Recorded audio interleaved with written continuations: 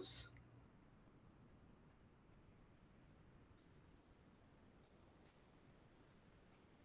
¿Hay alguien de ese lado? Sí, licenciada, aquí estamos. Muy bien.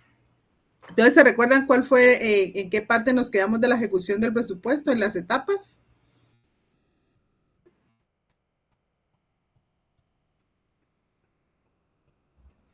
Yo no, licenciada, la verdad no. Si usted no estuvo en la clase anterior, ¿verdad? No, me tocó trabajar. Bien. Bueno, entonces estábamos viendo la presentación del tema del presupuesto. Vimos las etapas que conforman el presupuesto, ¿verdad? O sea, cada etapa desde que se programa, cómo es que se reparte o se distribuye, ¿verdad? Según las asignaciones presupuestarias que tiene cada institución y obviamente la justificación presupuestaria o la rendición de cuentas, ¿verdad? Que es la que se realiza al final, en la cual pues sabemos que cada institución a quien se le asigna un presupuesto, pues obviamente tiene que justificar la forma, ahí sí que de forma detallada, cómo fue que se ejecutó el presupuesto, ¿verdad? De no haberse ejecutado, obviamente, pues también justificar cuáles fueron los motivos, ello con el fin primordial de que tal vez no se vea afectada en un presupuesto posterior, ¿verdad? En el siguiente año. ¿Por qué decíamos nosotros que? Porque a veces la continuidad, obviamente que deben tener algunas obras, ¿verdad? No permite que se ejecute en su totalidad, porque tal vez no fue proyectada eficientemente el cronograma, por así decirlo, ¿verdad? De un programa en el cual se tendría que haber ejecutado el presupuesto. Esto es lo que va determinando, lo que van analizando las instituciones del Estado cuando no se ejecutan de la manera en que está programado, ¿verdad? Porque ello qué significa que no hay una buena preparación o las personas que están encargadas del presupuesto tal vez no tienen las capacidades de poder ejecutar, ¿verdad? Porque obviamente cuando una persona o un grupo de personas tiene bajo su dirección algún programa, por así decirlo, ¿verdad? Y trabaja en base a cronogramas, pues debe de asegurarse que todo se vaya cumpliendo de conformidad con ese cronograma, porque efectivamente los cronogramas son para eso, ¿verdad? Para cumplirlos y con ello no quedar mal en determinados programas, porque incluso hay proveedores que tienen fecha para entregar una obra. Entonces, ¿qué pasa si un proveedor no entrega una obra en la fecha estipulada del Estado? Se podría decir que hay un incumplimiento, ¿verdad? Por parte de los proveedores, que obviamente esto debería de ser motivo para ya no contratarlos. Son cuestiones que se tienen que ir manejando y que ustedes podrán de alguna manera, tal vez algunos, tener experiencia, ¿verdad? En estos casos, en donde tal vez a veces, porque tal vez son personas que les hicieron el favor, que yo no cumplió, ¿verdad? Y le siguen dando contratos. Entonces, pues es lo que uno escucha a veces de cierta manera, ¿verdad? Quedan mal, pero se les siguen adjudicando contratos. Entonces, ¿qué estamos haciendo? Entonces, esta justificación presupuestaria y la rendición de cuentas es lo que conlleva todo este tipo de, ahí sí, de situaciones, ¿verdad? Que no se deberían dejar de ver, sino que al contrario, esa rendición de cuentas tiene que ser de una manera que quede, que se obtuvo, ¿verdad? Con eficiencia, que se realizaron con eficiencia todos los trabajos para los cuales fue asignado el presupuesto, ¿verdad? Eso es como, por así decirlo, una ejecución que obviamente va a ser satisfactoria, ¿verdad? Y se debería de analizar entonces la ejecución que realiza cada institución del Estado en base a programas, a cómo se requirió ese presupuesto, cuál es el objetivo, si se cumplió, y si no se cumplió, obviamente, tal vez, ¿por qué, verdad? Porque obviamente también a veces se dan situaciones que son ajenas, por así decirlo, al proveedor, por ejemplo, desastres o por ejemplo que una maquinaria, ¿verdad? Que tal vez no está fácil de conseguirla, pues también se haya descompuesto y que no encuentren repuestos, etcétera. Son algunos de los ejemplos que se me ocurren, que obviamente son los que van a ser objeto de análisis y que obviamente es por ello que se tiene que hacer una rendición de cuentas, ¿verdad? Ya sea porque sí se ejecutó y por qué no. Si no se ejecutó, obviamente hacer las justificaciones correspondientes, ¿verdad? Por eso es que se llama esta etapa justificación presupuestaria o rendición de cuentas, ¿verdad? Yo justifico en qué gasté y si no logré concluir los programas, también tengo que justificar cuáles fueron esas situaciones que no permitieron concluir con los programas para los cuales fue asignado el presupuesto, ¿verdad? Ahora lo más triste sería que no se haya ejecutado los programas y que el dinero sí se haya acabado, ¿verdad? Se haya terminado, o sea, no hay fondos, o sea, son cosas que se tienen que prever, ¿verdad? Por eso es cuando se le va a asignar cuando se va a asignar un presupuesto, obviamente se tienen que ver todos los elementos de costos y como vemos que por eso está también la ley de contrataciones del Estado, ¿verdad? Porque se van a adjudicar llenando ciertos requisitos. Entonces también, que es otro elemento que tenemos que ver en este del presupuesto, ver con cuánto dinero se va a contar para poder adquirir en algún momento algunos bienes para funcionamiento de las instituciones, ¿verdad? Entonces, todo esto es lo que conlleva, como les digo, un análisis presupuestario y todo esto se va haciendo desde el principio, desde que se hace una programación hasta que se concluye con la rendición de cuentas, ¿verdad? No sé si tienen una duda hasta acá sobre el presupuesto, alguna observación, experiencia que hayan tenido, como lo han comentado algunos compañeros. Alguien que quisiera agregar algo o una observación o duda que tenga sobre este tipo de procedimientos, si ya leyeron las leyes relacionadas. Quisiera que participen. Si no, pregunto así al azar.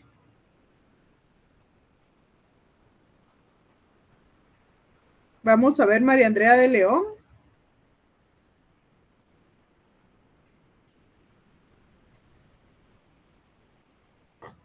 Victoria Shicay. Buenas tardes, licenciada. Mucho gusto. Mucho gusto. ¿Qué nos cuenta? Bueno, sobre el tema del presupuesto, licenciada, creo que tiene varias fases. Tiene, pues al final con lo que hemos estado, lo que usted nos ha estado compartiendo, tiene muchos procedimientos, pero al final creo yo que se genera burocracia y a raíz de esa burocracia no se logran como la concreción de muchos procedimientos, ¿verdad?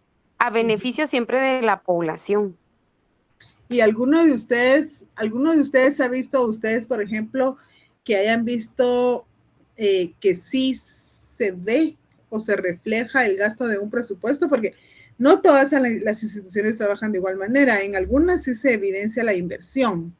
¿Alguien tiene por ahí, o sea, alguna institución en mente que digan, bueno, o podemos ver que sí hay resultados, tal vez no concretamente así o completamente, por así decirlo, pero sí hay reflejo de una buena ejecución presupuestaria, que podría ser una institución que nos podría servir como de modelo? No sé, alguien que tenga sobre estas instituciones, hay instituciones muy principales en las cuales sí se refleja el gasto que realizan, ¿verdad?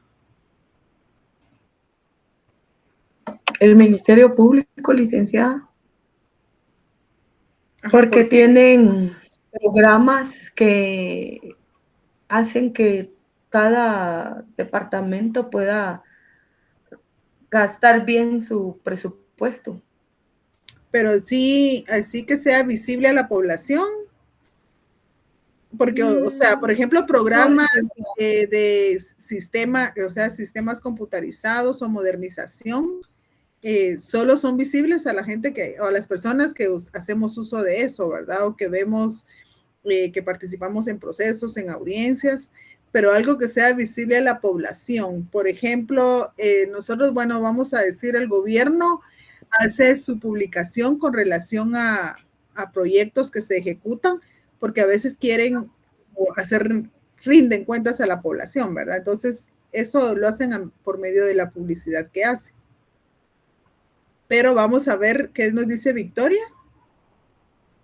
Desde mi opinión muy personal, licenciada, creo que uno de los ministerios que ha dado bastante, digamos que de procesos que se pueden visualizar, es el de educación, considero yo, por la contratación masiva de docentes que ha tenido por lo menos esta ministra o este periodo de gobierno, ¿verdad? Que es algo muy visible que ha habido convocatorias y que también la gente dice que han sido transparentes, ¿verdad? Entonces, consideraría yo, por un lado ello, pero también está el tema de los hospitales públicos. De manera personal, creo yo que si ellos disponen de los materiales, existe la atención, ¿verdad? Ahora, si no se tiene ello, pues sí, comprendo que se solicita, ¿verdad?, a los familiares, pero desde mi opinión serían esos dos procesos. Ah, muy bien, muchas gracias. Dígame, Adela. Licenciada, quizá en las memorias de labores, ahí se puede ver reflejado qué hicieron y cómo lo hicieron. Por ejemplo, de la Contraloría, que ellos lo publican cada año. Ajá, pero el trabajo de la Contraloría como más bien se enfoca a fiscalizar, es algo que no también se puede ser visible, pero sí tienen sistemas actualizados y todo eso, ¿verdad? En cambio, en el Ministerio de Educación, como decíamos, si ustedes ven, casi siempre hay publicidad y se ve porque transmiten eso, ¿verdad? Transmiten, por ejemplo, cuando se crean nuevas escuelas, cuando se contrata personal, y de hecho el Ministerio de Educación es uno de los que prácticamente se ha notado por la misma rendición que hacen, porque, o sea, rendir cuentas tal vez no lo tendríamos que ver como que solo al final de que se ejecutó los programas, ¿verdad? Sino que son los avances que se van dando cuando hacen ofrecimientos. Por ejemplo, si dicen, bueno, nosotros tenemos contemplado que en nuestra administración se va a hacer contratación de personal, vamos a cambiar computadoras o vamos a comprar equipo de cómputo para las escuelas, o sea, es algo que están ofreciendo, ¿verdad? Entonces nosotros decimos, bueno, ahí están ellos empezando a ver qué es lo que van a ofrecer, pero termina el periodo y nunca vemos o nunca hicieron publicidad de eso, entonces uno dice, bueno, eran mentiras, ¿verdad? Pero cuando ese ofrecimiento es visible con publicidad de que efectivamente se entregaron estos a la población, a las escuelas, ¿verdad? Sobre todo el nivel rural, que son las más abandonadas, entonces se está cumpliendo con eso, ¿verdad? Y obviamente al final eso se va a documentar, pero que se refleje, como les digo, a la población, ¿verdad? Son como datos o información que debe tener la población para poder calificar la efectividad, ¿verdad?, que tiene un gobierno. Dígame, Victoria. Sí, licenciada, solo quisiera agregar también, ¿verdad? Siguiendo con el tema del ministerio, el hecho también de la entrega de las refacciones escolares, ¿verdad? Que se da a los estudiantes, o la de los programas como útiles escolares, que pues sin tener que estar en política o tener mucho conocimiento, pues al ser los niños beneficiados con ello, pues es visible a todos, ¿verdad? Lo que me ha llamado bastante la atención es que como que este ministerio es el más estable en los gobiernos, ¿verdad? Porque es donde creo yo que también los ministros inician y terminan sus periodos, a diferencia, por ejemplo, de este gobierno con el ministro de Gobernación, que ya hubo un cambio, ¿verdad? Ajá, obviamente sí, y es porque obviamente lo que les decía, ¿verdad? Que está reflejando el gobierno, entonces cuando ya suceden cosas que ponen en duda el actuar de los ministros, por así decirlo, pues el presidente no le queda más que removerlos, ¿verdad? Porque es tan evidente así como la falta de cumplimiento ético que hacen las personas que han sido nombradas. Tal vez no ha sido intencionalmente, pero un error. Por eso es que cuando una persona llega a dirigir un ministerio, así como el mismo presidente, ¿verdad?, que toma posesión, obviamente se tiene que rodear de gente responsable, ¿verdad? Lo mismo pasa en las instituciones. Cuando nombran a una persona, él tiene que tener a su disposición, obviamente, gente de su confianza en quien va a recaer responsabilidad y que él va a confiar en que esta persona va a ejecutar, porque ¿qué pasa? Si yo como persona nombrada para dirigir un ministerio o cualquier dependencia del Estado, yo me comprometo, ¿verdad? A mí me están nombrando como dirigente, o sea, ministro o director de alguna dependencia. Entonces yo digo, bueno, sí, yo solo que para trabajar yo necesito gente de mi confianza, ¿verdad?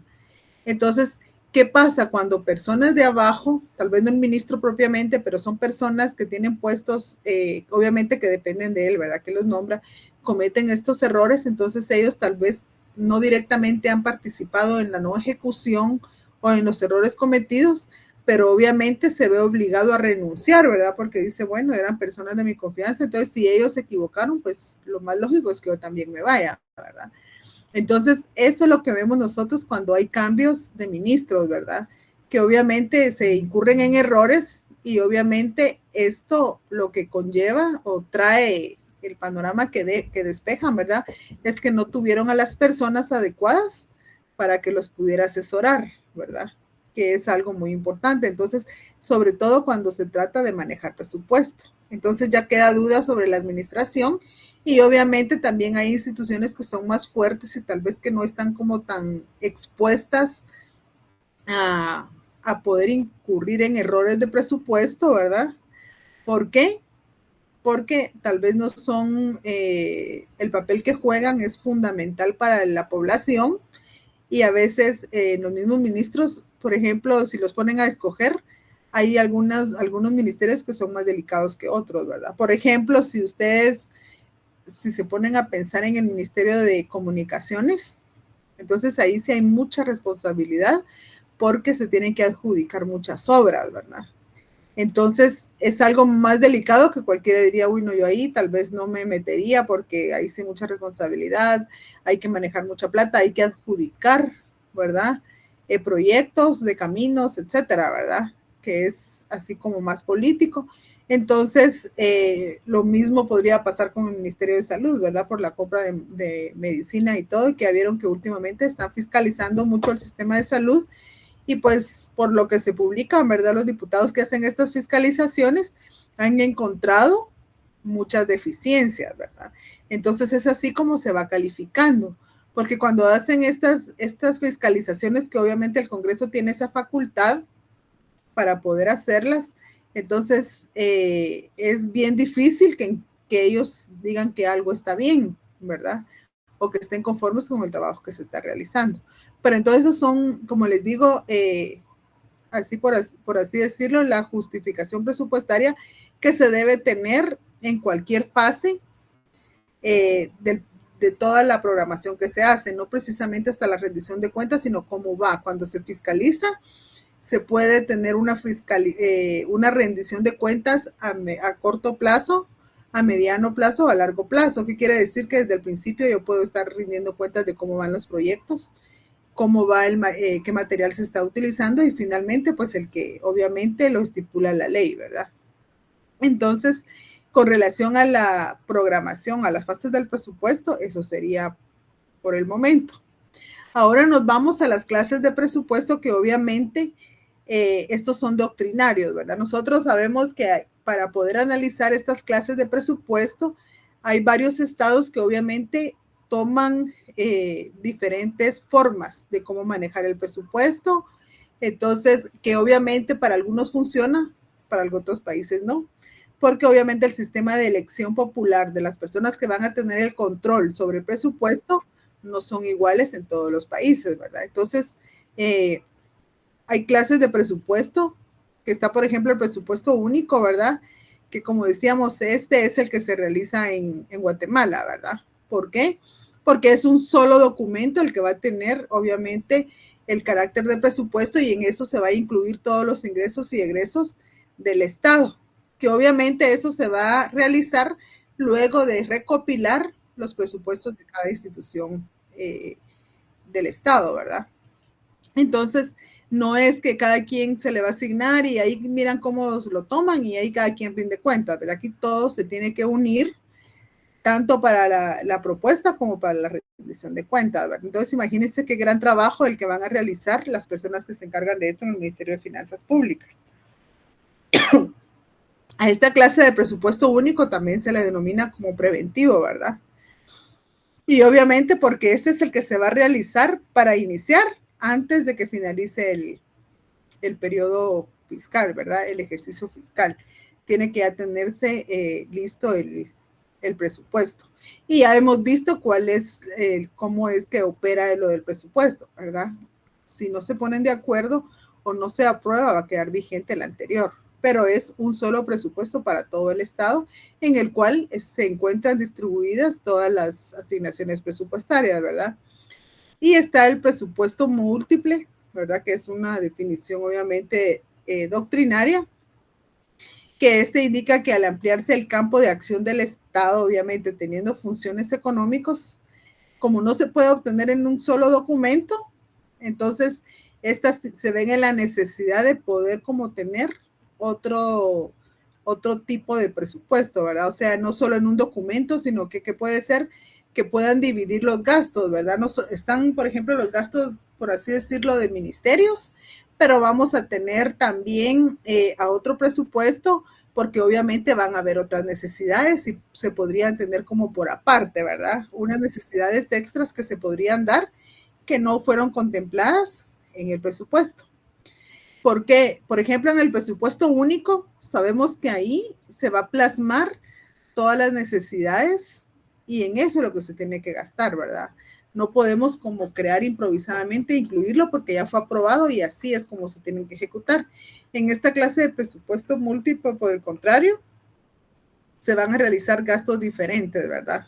O sea, así como también decir presupuesto múltiple, también pueden ser flexibles, por así decirlo, ¿verdad?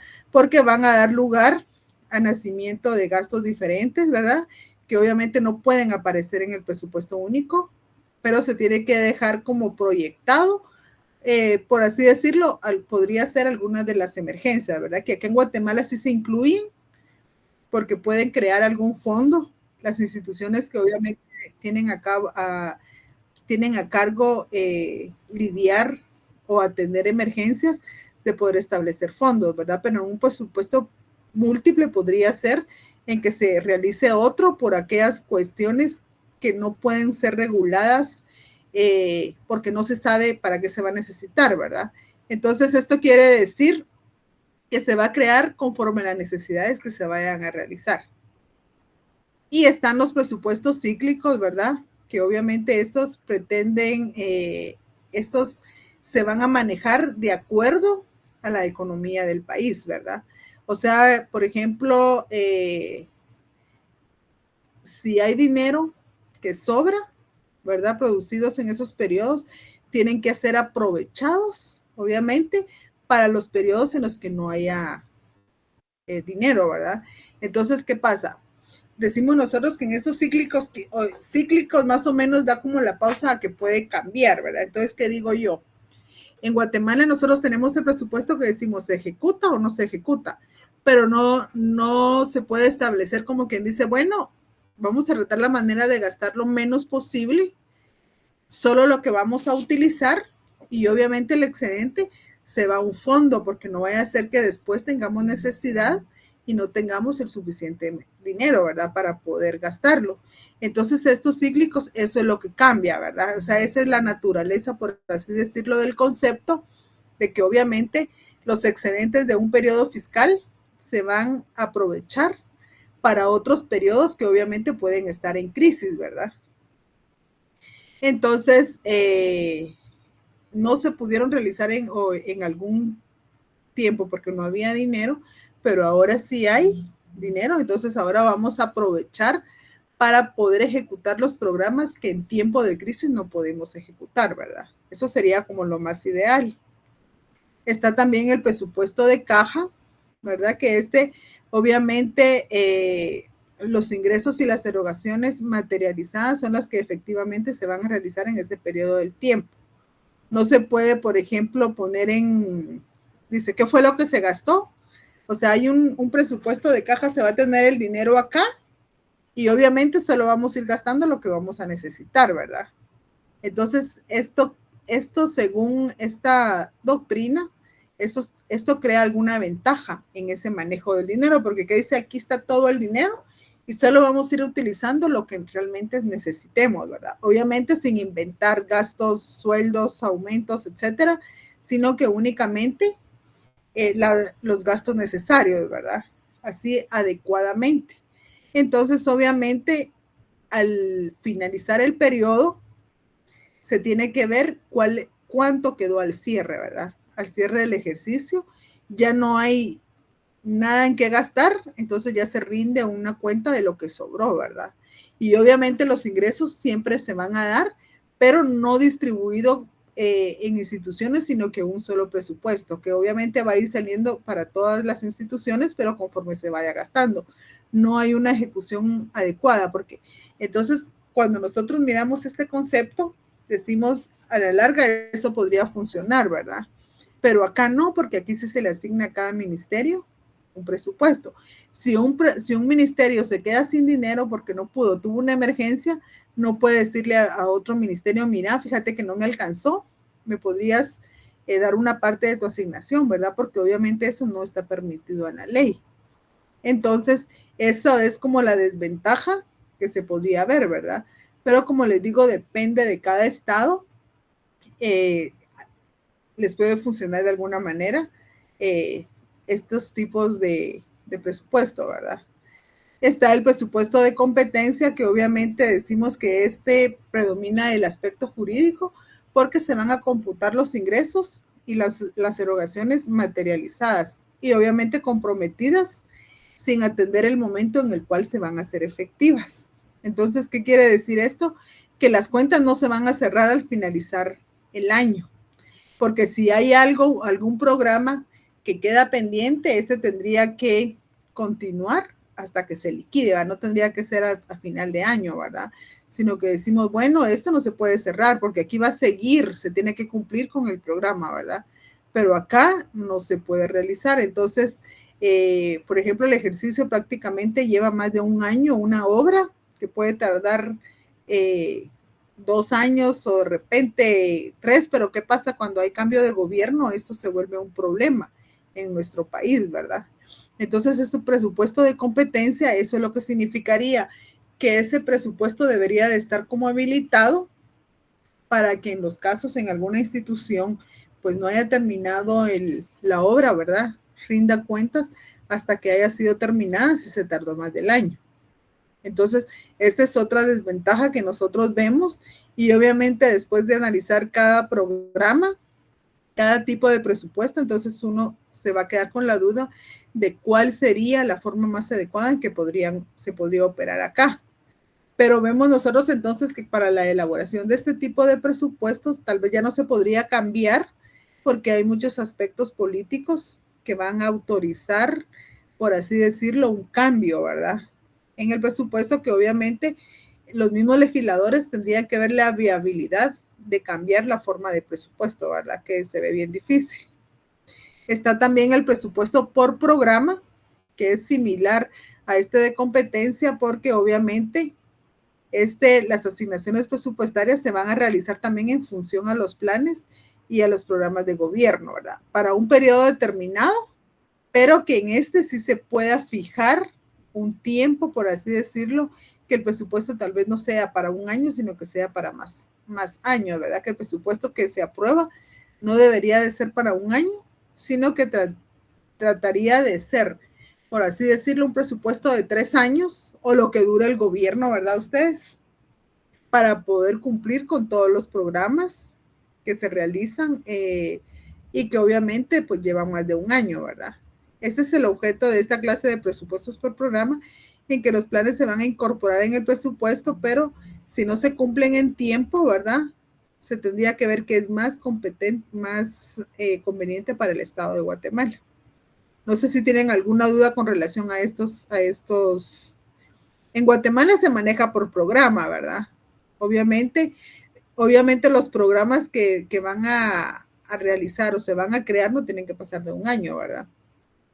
La Constitución Política de la República, en el artículo 237, no sé si alguien puede darle lectura al segundo párrafo.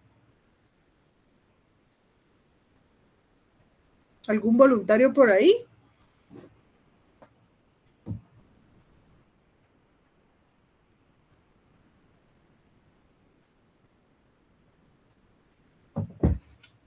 Vamos a ver, Cristian Ortiz.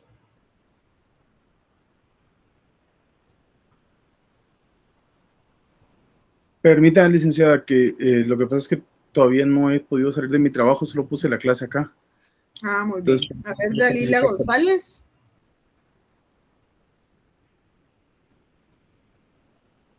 Ahorita, licenciada, ¿qué artículo dijo? Artículo 237 de la Constitución Política de la República, el segundo párrafo. Muy bien.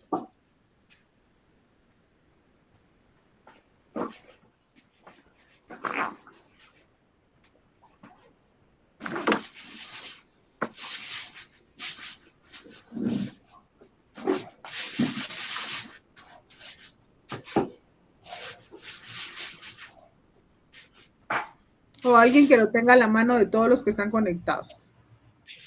Licenciada, Yo lo tengo. el segundo párrafo dice, ¿verdad? Ajá. La unidad del presupuesto es obligatoria y su estructura programática.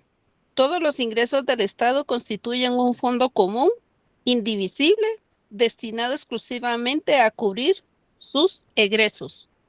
Muy bien. Entonces, como podemos ver dentro de las características del presupuesto, podemos encontrar que es un presupuesto único, ¿verdad? Porque habla del principio de unidad del presupuesto y obviamente también por programa, porque dice que el presupuesto de Guatemala la estructura debe ser programática, ¿verdad? Entonces, esas son las características que tenemos nosotros del presupuesto del Estado, ¿verdad? Que se encuentran dentro de estas y que obviamente así es como pasa. Es programática, pero tiene que hacerse dentro de un año, ¿verdad? Cuando tal vez podríamos ver la viabilidad de que si el presupuesto se aprobara para realizarse en 2 años, podríamos ver que esto de alguna manera podría tener alguna ventaja y evitar, por ejemplo, conflictos o intereses políticos, ¿verdad? En el sentido de cuando se va a aprobar un nuevo presupuesto, también si los proveedores que contrató una institución no habían terminado, quedan como en stand-by, porque también cuando se contrata proveedores tiene que ser para el año, ¿verdad? La prestación de servicios, como ustedes saben, se hace en el año, entonces ya en diciembre ya nadie quiere hacer facturas, ya nadie quiere hacer pagos, por lo mismo de que tienen que hacer una rendición de cuentas y tienen que cerrar presupuesto, ¿verdad? Entonces todo esto como que complica de cierta manera, porque puede ser que las instituciones ya no contraten a los mismos proveedores y esto de alguna manera podría ser en algún caso favorable o desfavorable. ¿Ustedes qué opinan sobre este tema? Por ejemplo, cuando se cierran estos programas y quedan en stand-by, ¿en qué caso ustedes creen que podría ser desfavorable o favorable para una institución? No sé si ustedes me entienden, porque, por ejemplo, ¿qué puede ver una institución con una empresa que tal vez no ha cumplido de manera adecuada con este programa que es de un año?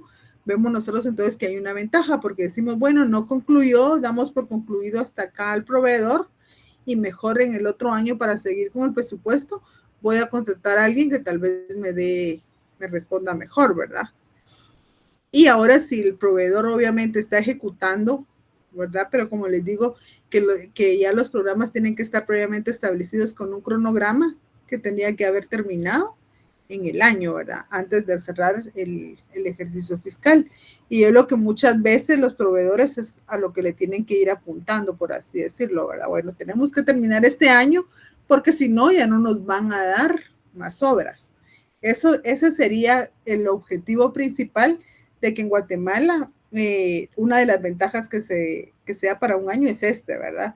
Obviamente, como les digo, nosotros podemos tener una apreciación con algunos casos que a veces son bien publicitados o que nosotros tengamos conocimiento de algunos, porque a veces tenemos amigos o familiares que trabajan en instituciones donde a veces tienen este tipo problema, ¿verdad? Sí, es que un proveedor quedó mal y que yo era el responsable y que ahora voy a tener que ver qué hago, ¿verdad? Entonces, estas son las situaciones en que a veces nosotros decimos, bueno, entonces sí es prudente que sí se maneje el presupuesto de esta manera. O sea, hay ventajas en que el presupuesto esté regulado de esta forma, ¿verdad? También está el presupuesto de cuentas o justificación presupuestaria y es el que también nosotros realizamos, ¿verdad? Al fin de cada ejercicio fiscal. Y en esto es en donde se plasman los verdaderos ingresos y los gastos. ¿Por qué decimos esto? ¿Se acuerdan que al principio de hablar de este tema decíamos, bueno, nosotros podemos destinar cierta cantidad para ciertas obras, proyectando, por así decirlo, más o menos los precios, ¿verdad? Entonces, cuando hacen una asignación presupuestaria, nosotros decimos, bueno, tenemos este dinero para adquirir ciertos equipos, ¿verdad? Pero entonces sabemos que hay que realizar un procedimiento que está regulado en la Ley de Contrataciones del Estado, y recuérdense que ahí, entonces hay varios criterios para poder adjudicar, ¿verdad? Que obviamente yo puedo tener 1 millón de dinero asignado para esto, pero ya viendo los precios y todo lo que realmente necesitamos, vamos a ver si gastamos unos 500,000 nada más, ¿verdad? No el millón que tenemos asignados, ¿verdad?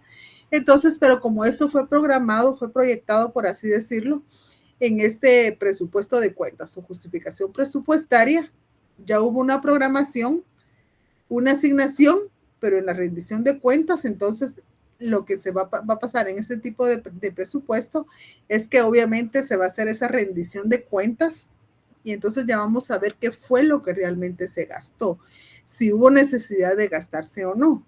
Entonces es lo que vemos ahora, ¿verdad? De que muchas instituciones, cuando se les asigna dinero, lo que hacen es que andan viendo cómo se lo gastan y justificar.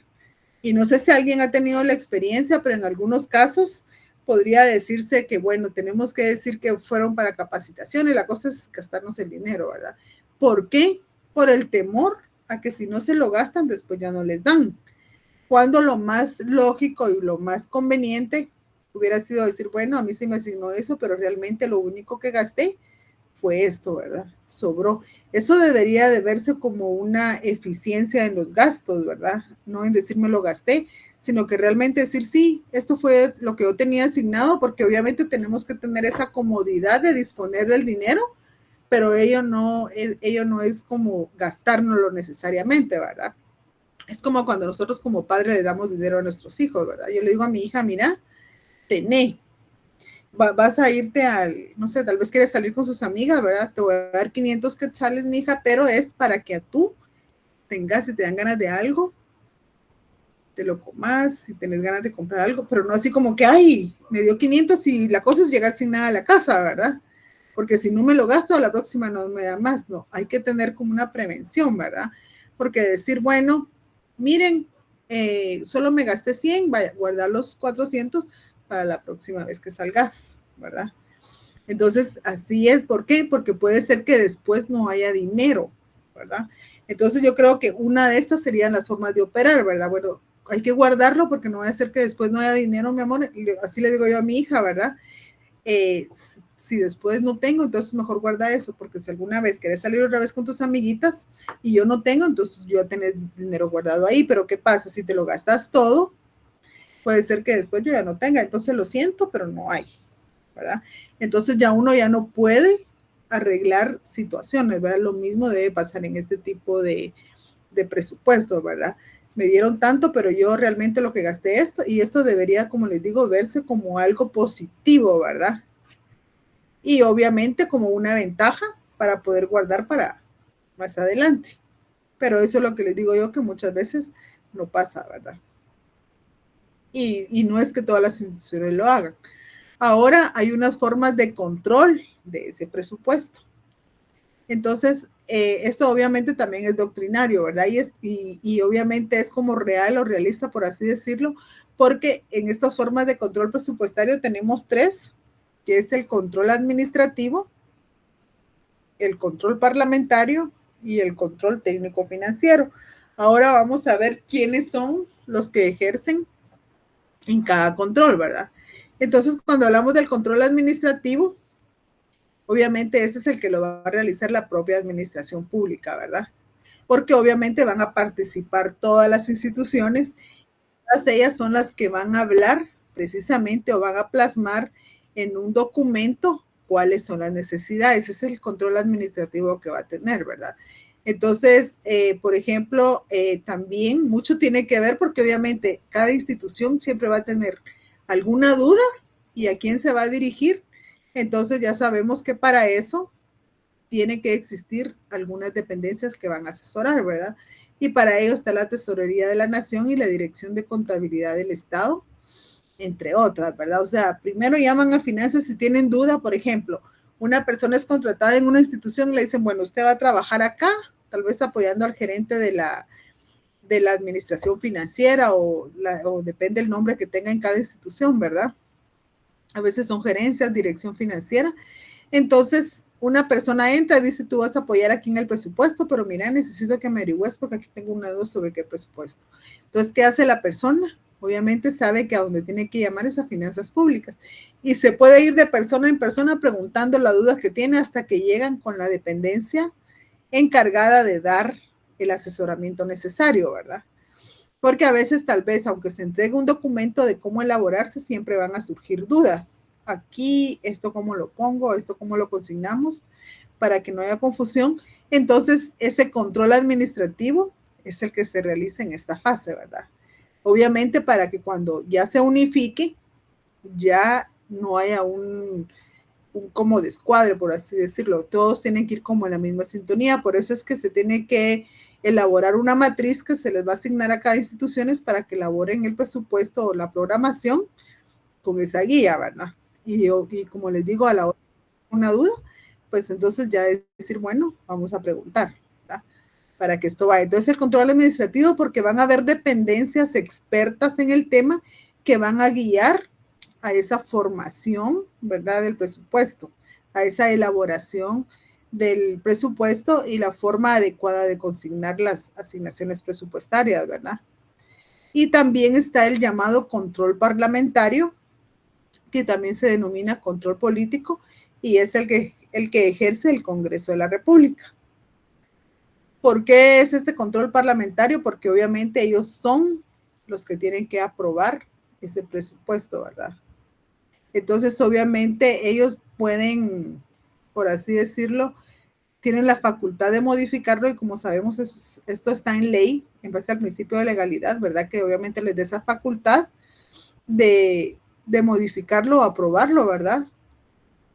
Como lo presentó el Ministerio de Finanzas Públicas. Entonces, eso también lo puede ejercitar de una forma más efectiva cuando se presenta el presupuesto de justificación presupuestaria. O sea, ¿cómo vamos a gastar nosotros? Miren, esto tiene que haber una justificación. Entonces, les convence al Congreso esa justificación que se está haciendo, porque obviamente ellos también deben tener asesores porque algunos diputados tal vez no saben de eso, ¿verdad? Como sabemos, algunos no tienen la preparación adecuada, aunque ahorita la mayoría si ustedes analizan el perfil de cada uno de los diputados, algunos o serían pocos tal vez los que no tienen una preparación académica, ¿verdad? Antes como que se miraba más que no tuvieran esa preparación, pero ahora sí participa muchas personas preparadas en diferentes ámbitos. Obviamente tienen que tener asesores, ¿verdad? Y tienen que convencerlos entonces de que el presupuesto debe irse así. Pero la mayoría de veces, ¿por qué creen ustedes que siempre queda vigente el anterior? Ustedes que han leído y todo, ¿cuál es la justificación de que siempre quede vigente un presupuesto anterior? ¿Por qué es que no se aprueba o por qué no pasa a la siguiente fase? A ver, ¿quién quiere participar ahí? Yanderly Briseida.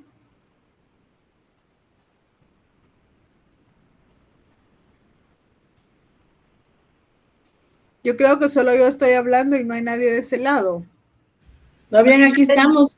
Bien, Licenciada, yo licenciada, creo aquí que es porque estamos. tienen que estar de acuerdo la mayoría para que realmente sea aprobado. Ajá, pero ¿qué factores son los que ustedes creen que no dejan que avance? O sea, todos tienen que estar de acuerdo, pero ¿qué factores impiden que el presupuesto sea aprobado o no se apruebe ese? O sea, ¿qué pasa que no avanza? Licenciada, yo considero que es por eso mismo de la lucha de intereses, ¿verdad? Que cada uno quiere un No hay beneficio, consenso. propio y no el común que se tendría que perseguir. Ajá, entonces no hay un consenso. ¿Por qué? Porque dicen podemos aprobarlo, pero entonces, ¿qué nos refleja esto? Que cada sector dentro del Congreso tal vez quiera hacer modificaciones, pero como todos tienen que votar, no llegan a consensos, ¿verdad? Entonces, al no llegar a un consenso, no puede avanzarse sin remedio, se tiene que quedar el que estaba, ¿verdad? La única forma de que avance es de que todos, de alguna manera, pues, aprueben, ¿verdad? Así como está, les parezca y todo, pero no hay una justificación, nunca ha habido una justificación de decir, bueno, no lo apruebo porque viene mal o porque no dice esto, no dice lo otro. Casi siempre es porque los cambios que quieren hacer en el Congreso, en esos cambios que quieren hacer no hay consenso, ¿verdad? O sea, no tienen que negociar, entonces, por así decirlo, para que pueda avanzar. Y cuando se aprueba, entonces, y ya sale, entonces les digo yo que acá es donde hay muchas personas que siempre están como a la vanguardia. Yo conozco a personas que están siempre bien pendientes de ellos, y cuando hace como 2 años que sí creo que aprobaron el Congreso presentado o hicieron consensos, dijeron, puchica, vieron lo que les dejaron a las ONG, o sea, ni color, o sea, hay personas que son críticas porque se meten, leen, ¿verdad? Buscan información, por ejemplo, si les dan asignaciones a algunas ONGs, porque obviamente acuérdense que en ese presupuesto muchas veces hay asignaciones que se hacen a ONGs. Entonces, ¿cuál es el propósito? ¿Verdad? Entonces, ¿qué hacen? Muchas personas lo que hacen es que investigan este tipo de organizaciones para ver cuál es la actividad que realizan, cuál es el objeto que tiene, ¿verdad? Y quiénes son las personas que dirigen esas instituciones. ¿Por qué hacen esto? Porque obviamente luego vinculan, ¿verdad?, con ciertos diputados, o porque dicen con qué razón, pero lo que les digo es que no todos tenemos ese alcance de meternos a investigar, ¿verdad? Y hay muchas personas que sí lo hacen. Entonces ya conocen, sí, con qué razón le dieron a esa ONG, sí, dicen que ahí dirigía no sé quién, que es familiar de un diputado. Entonces hay muchas cuestiones que entonces dicen le dejan a uno como una forma, un criterio, ¿verdad? Entonces de pensar por qué a veces no avanzan estas ejecuciones y por qué sí fueron aprobadas, ¿verdad? Pero eso, como les digo, hay muchos críticos, nosotros no lo hacemos, hay muchas personas que sí lo hacen y es bueno leer para nosotros poder estar como informados, ¿verdad? De qué es lo que pasa en este tipo de procesos. Y entonces cada año, cada fin de año, ustedes, ¿verdad? Que van a ser abogados, deben estar en este tipo de temas, pues más ahí atentos, ¿verdad? ¿Por qué pasa esto? Porque, por ejemplo, ustedes el otro año, si cierran y van a sus privados, entonces muchas veces si surgen problemas de presupuesto, son temas que siempre preguntan en el privado, ¿verdad? En administrativo. O cuando hacen reformas a las leyes penales, a las leyes, por ejemplo, al código notariado, o por ejemplo, así como ahorita que fueron las reformas del YUSI, son cuestiones que siempre ustedes como abogados tienen que estar a la vanguardia, irse actualizando y obviamente hablar de esos temas, ¿verdad? Porque solo leyendo uno va a estar informado.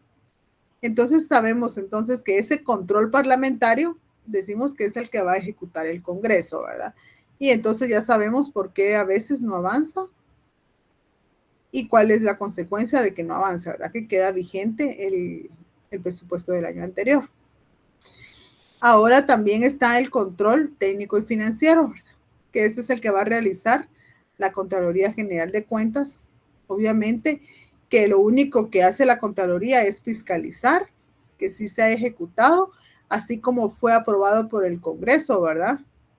Entonces, cuando se realiza esa al final, ¿verdad? Porque obviamente la Contraloría no va a fiscalizar qué fue lo que aprobaron o no, por qué no lo aprobaron, sino que una vez aprobado el presupuesto, entonces ya es la Contraloría la que va a fiscalizar porque sí va a participar en la rendición de cuentas, ¿verdad?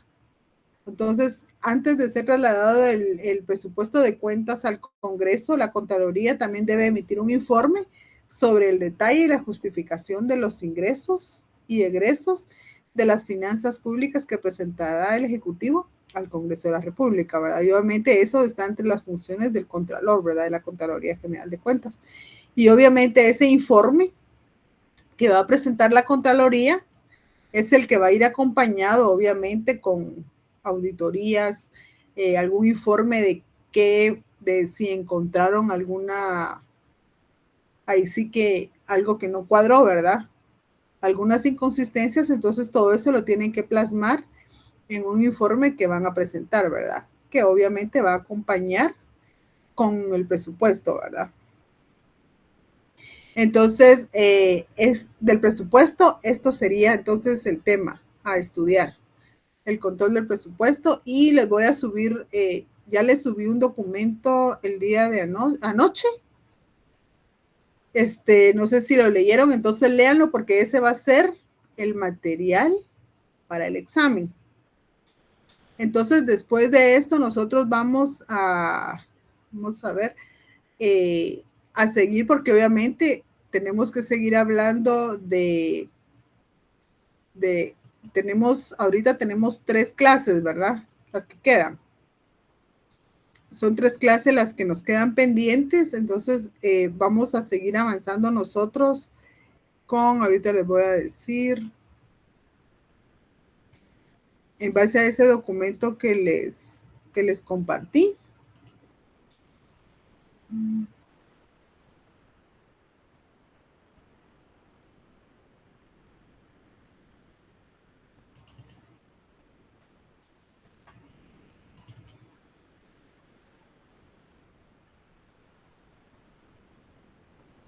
Vieron que estuvimos viendo anteriormente sobre el gasto público, ¿verdad?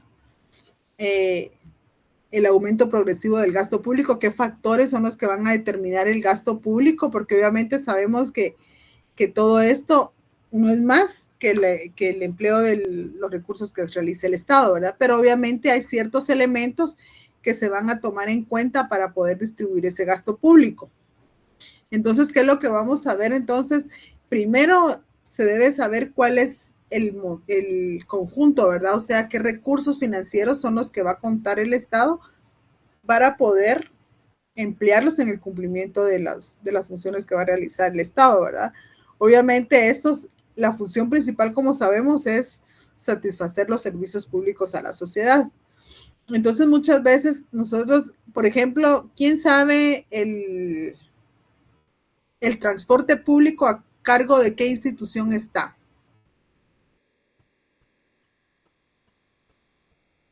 ¿De la municipalidad? La municipalidad es la que se encarga de prestar ese servicio, pero ellos les dan licencias. ¿Cómo es? ¿Ustedes saben cómo es ese proceso para poder adjudicar? Por ejemplo, hay Transmetro, ¿qué tipo de transporte público hay? ¿Cómo se manejan? ¿Ustedes saben? Fíjense que yo estaba viendo que nosotros a veces decimos, bueno, hay gasto público, obviamente las municipalidades, ¿verdad? Para poder tener un servicio que garantice, por así decirlo, hablamos nosotros que el Estado tiene la obligación de proveer seguridad, ¿verdad? ¿Ustedes creen que en el transporte público nosotros podemos reflejar esa seguridad? Cuando hablamos de seguridad, lo hablamos en todo sentido, ¿verdad? Seguridad es protección, seguridad en trámites, seguridad en todas las cosas que nosotros podemos realizar, ¿verdad? Entonces nosotros vemos que sí se cumple de alguna manera con esa seguridad cuando vemos algún tipo de transportes. A ver, dígame, Ana Pineda. Licenciada, yo siempre he tenido una duda. Esos derechos de línea que hay de ciertos transportes de servicio público, ¿quién realmente es el que los cobra? Pues fíjese que yo creo que la municipalidad, lo que pasa es que como póngale para prestar esto, obviamente tienen que llenar ciertos requisitos, ¿verdad? Primero, tener vehículos en buenas condiciones porque tienen que pasar una inspección, ¿verdad? Para poder otorgársela. Pero por eso yo les preguntaba porque, por ejemplo, están lo del transporte urbano, ¿verdad? Que es al que todos le tenemos miedo, ¿verdad? Ustedes subirnos. Pero eso es lo que del transporte urbano no sé muy bien cómo esté la situación, si es de las municipalidades que realizan esa concesión o el derecho de tener las líneas, ¿verdad? Porque son líneas. Pero yo creo que sí es la municipalidad. Pero vamos a este tipo de transporte, por ejemplo, el Transmetro, ¿verdad? Porque en el Transmetro sí es seguro viajar. ¿O alguien ha tenido una mala experiencia de que hayan asaltado? ¿Ah? Sí asaltan, licenciada. Pero no a mano armada. No, hermano, hermana, no, pero sí cuando van llenos lo bolsean a uno.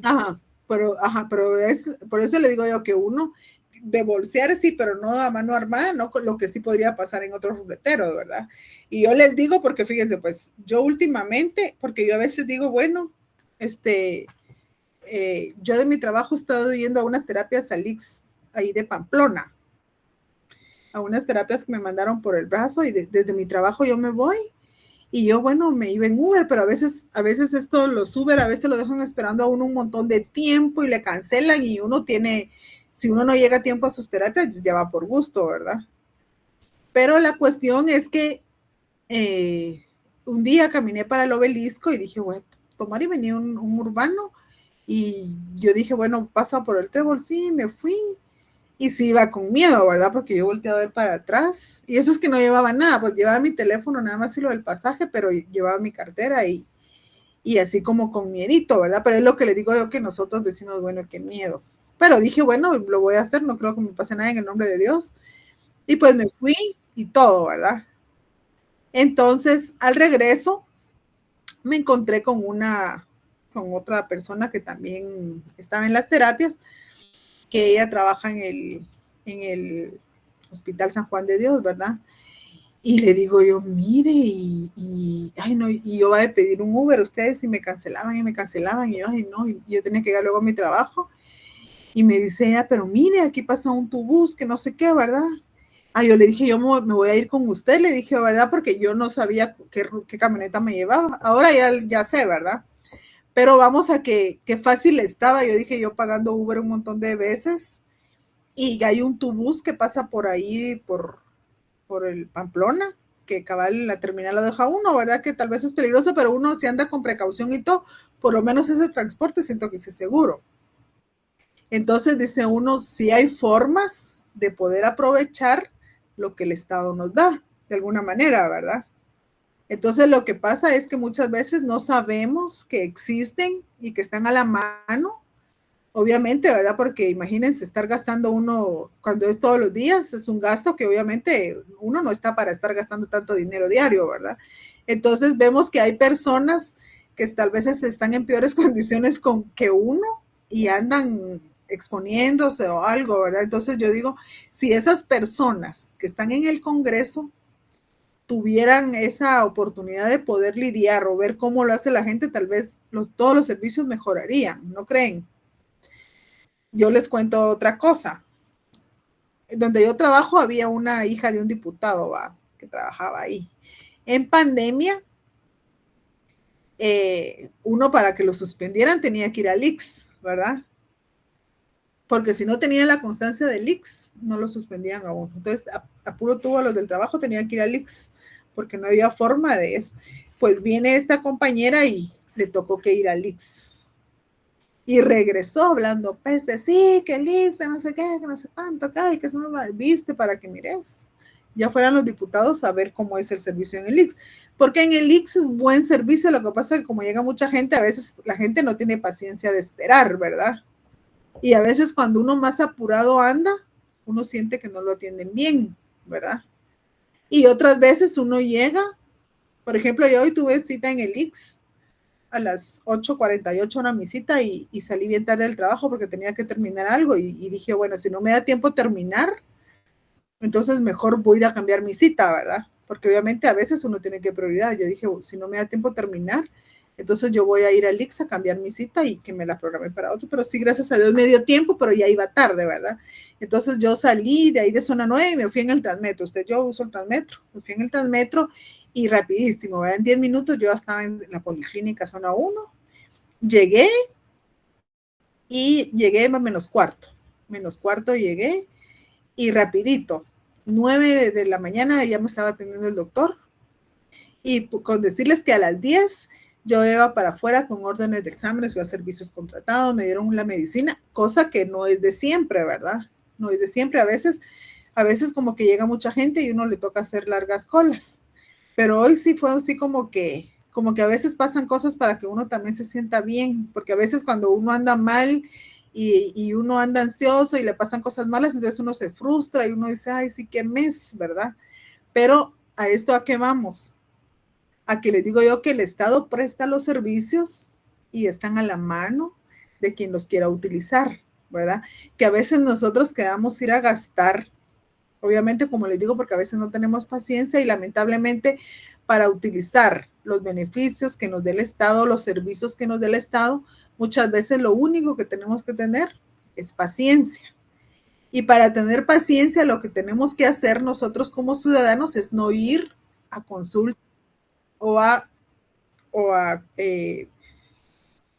chequeos por emergencia. Tienen que ser más que todo preventivos, porque obviamente si vamos ya cuando nos estamos muriendo, pues obviamente ahí sí nos vamos a morir, ¿verdad? Dígame, Ana. Solo un comentario, licenciada. Ajá. O sea, sí está bien esto del IX, pues todos los que trabajamos pagamos este tipo de servicio.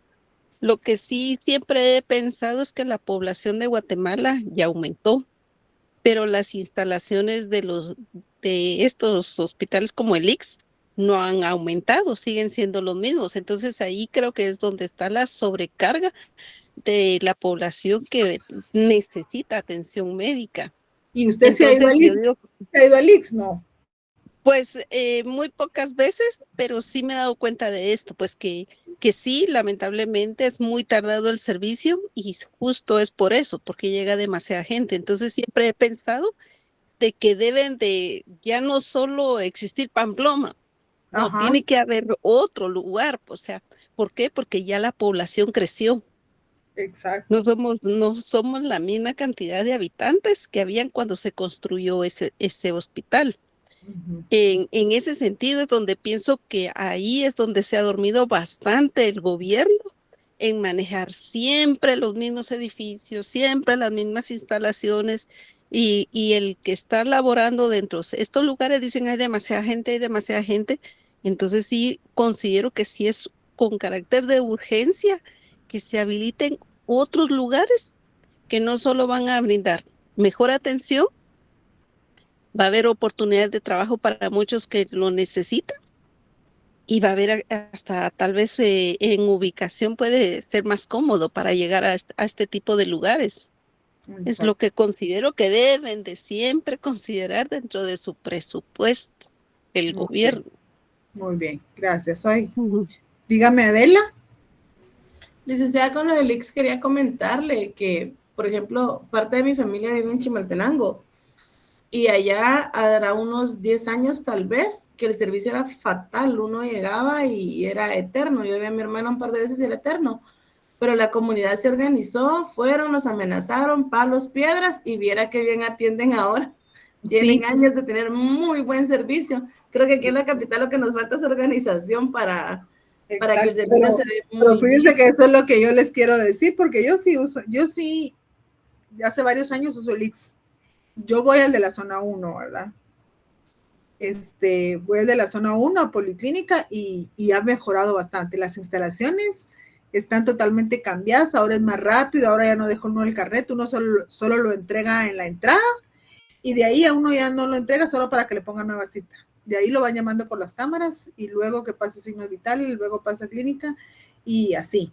O sea, yo sí he visto mejora en el IX, por ejemplo, ahí donde yo voy. Tengo amigas que van al de Villacanales y también la experiencia que tienen dicen que es muy buena. Entonces, obviamente, hay veces que nos topamos, yo digo que también es la forma en cómo uno llegue y con qué personas vaya, ¿verdad? Porque una mi amiga dice que fue con exámenes ya del traumatólogo, del trauma de que tenía ella una y le dijeron ahí que le iban a mandar a hacer otra, ¿verdad? Mire, es que aquí le tenemos que mandar a hacer unas porque no podemos con esos. Pero ese que le dijo, mire, pero si yo necesito, yo me estoy muriendo, yo necesito atención y yo aquí ya las traje, ¿verdad? Entonces, ella dice que llegó así, le habló al doctor y obviamente le dieron la atención, pero obviamente le mandaron a hacer los exámenes. Pero vamos a que ella habló para que con base a los que ella presentó, sí le dieran una atención.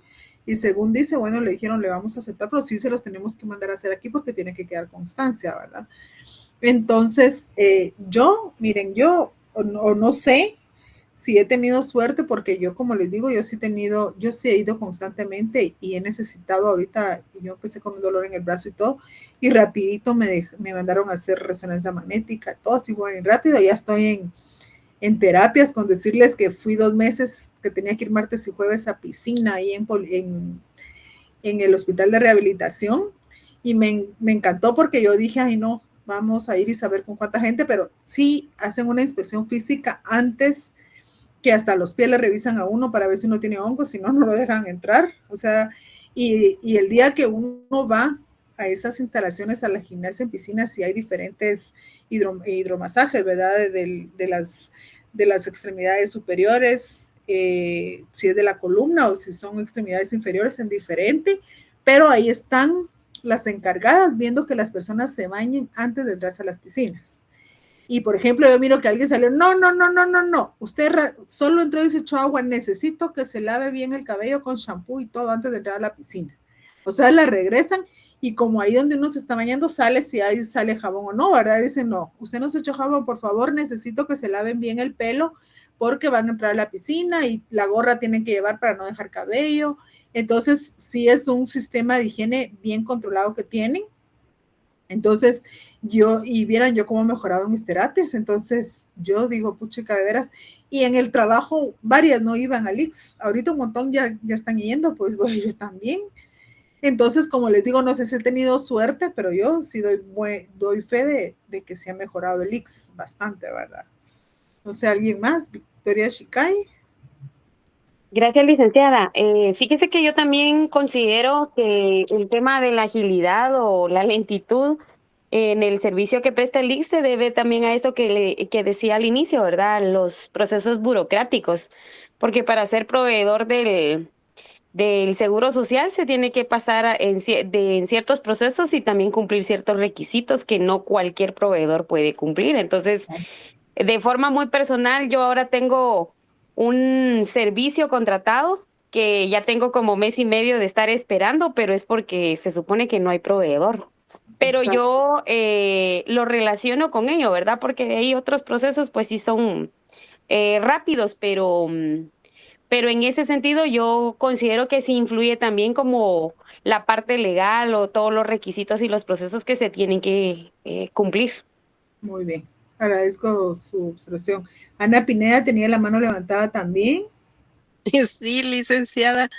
Es que cuando me refería a lo del aumento de la población es porque yo conozco a varias personas pues que hoy los atendieron de maravilla, como usted dice, pero las citas regularmente se las dejan hasta dentro de un mes o 2 meses.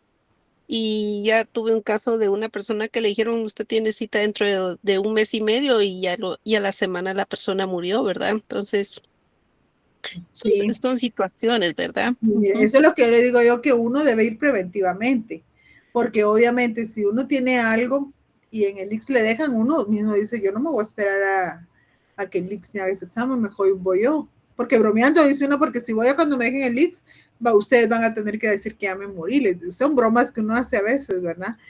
Pero de forma preventiva es bueno el IX. Ahora, así como de emergencia, si no, yo si me siento mal de algo y siento que no me van a atender rápido, sí hay que ir uno por su cuenta, ¿verdad? Y gracias a Dios, muchos a veces en los trabajos, a veces uno tiene seguros que tal vez no es tan cómodo, pero no es lo mismo que pagarlo uno totalmente, ¿verdad? Entonces tenemos que ver la forma, como les digo, y conozco personas que ni siquiera tienen IX, que van al Roosevelt, ¿verdad? Entonces, ay, no, sí, la verdad es que como les digo, sí están ahí, pero sí tenemos que utilizarlos preventivamente, llevar un control, ¿verdad? Sobre todo. Vamos con Yomali. Ovalle. Es que fíjese que también lo que mencionaba la compañera, muchas personas esperan a la cita que le dejan. Ajá. Ya no se le escuchó.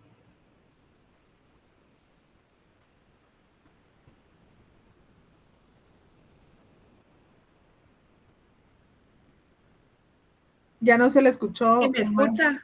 Ahorita sí, no se le escuchaba. Ya no se le escucha otra vez. Bueno, entonces como les digo, con este tema de los gastos que hace el Estado, obviamente, como les digo, algunos beneficios, si se pueden aprovechar, hay que hacerlo, ¿verdad? Porque tenemos que pensar en que muchas veces ese desvío o no administración que hacen los mismos organismos del Estado, a veces es porque saben que la gente no los usa. Entonces el hecho, si más población busca atención en estas instituciones y se ve que hay demanda, obviamente el Estado tiene que atender, ¿verdad? Entonces muchas veces, como les digo, no se ve esa aglomeración, porque como les digo, muchas veces nos vamos a lo privado y no atendemos lo público. Entonces por eso es que ahora hay más hospitales, hay más doctores. Entonces a veces los mismos doctores que atienden en la administración pública le ofrecen operarla más rápido y cobrándoles más en un sanatorio privado, ¿verdad? Lo cual, pues no debería de ser así, ¿verdad? Porque uno dice, bueno, voy a ir está bien, no tenga pena. Entonces, como les digo, a veces es la forma en cómo las instituciones de alguna manera también manejan o politizan las funciones que hacen las personas que trabajan dentro de esas instituciones, ¿verdad? Porque por ejemplo, cuando se van a operar en instituciones públicas, a veces las operaciones en el INCAM, por ejemplo, las programan y ahí es de acuerdo a cómo las personas están económicamente, ¿verdad? Es eso lo que miran para darles un precio y a veces programan muy largo, ¿verdad? Las operaciones, no hay como agilidad en esos procesos y entonces salen los pacientes con que el mismo que los iba a operar en el INCAN los va a operar, pero él sí lo va a hacer la otra semana en un hospital privado y le va a cobrar más, ¿verdad? Entonces, siento yo que no debería de ser así, ¿verdad? Entonces, es únicamente como una observación. Yo creo que nos vamos a quedar acá para que descansen un poquito antes de su próxima clase. Y entonces tenemos el material, no sé si tienen alguna duda, porque ya solo tenemos el viernes y la otra semana clases, ¿verdad? O la otra semana todavía hay clases, ¿verdad? Sí, según el calendario que está ahorita, sí. ¿Cuándo empiezan los exámenes? El 18. El 18, a nosotros nos toca el primero el 19, como somos grupo 2. Ah, sí, pues entonces solo la otra semana tenemos clases. Entonces, fíjense que hoy solo 35 se conectaron, ¿verdad? Como a mí me queda el registro de quienes se conectaron. De plano la mayoría ya ganó el examen, por eso es que no se conectan, ¿verdad? Pero nos vamos a estar entonces conectando con el tema. No sé si tienen alguna observación o sugerencia con relación al contenido o si tienen alguna duda me dicen y lo podemos ver, ¿verdad? Entonces, escucho. El próximo día le exponemos las dudas, licenciada. Sí, sí, o sea, sí, y ya cuando ustedes lean y todo, entonces ya ustedes me dicen si tienen alguna duda y siempre vamos a ir discutiendo conforme ustedes lean, pueden ustedes ampliar con otros documentos, ¿verdad? Y siempre hacer observaciones o experiencias y irles compartiendo, ¿verdad? Así ustedes ya saben cómo es que se maneja esto del presupuesto, cómo es que actúan o cómo se desempeñan las instituciones dentro del Estado, ¿verdad? Cuando se realiza el presupuesto y etcétera, ¿verdad? Entonces le voy a tomar captura a la pantalla para que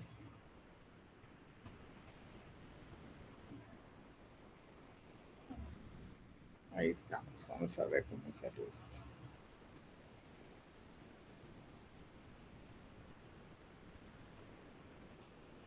Sí. Pues ahí estamos. Miren, si quieren, apaguen sus cámaras y si quieren se desconectan a las 7. O bueno, si quieren se pueden salir ya. Yo ya tomé la captura y ahorita la envío. Entonces, cualquier duda o observación estoy a su disposición y que tengan buena noche.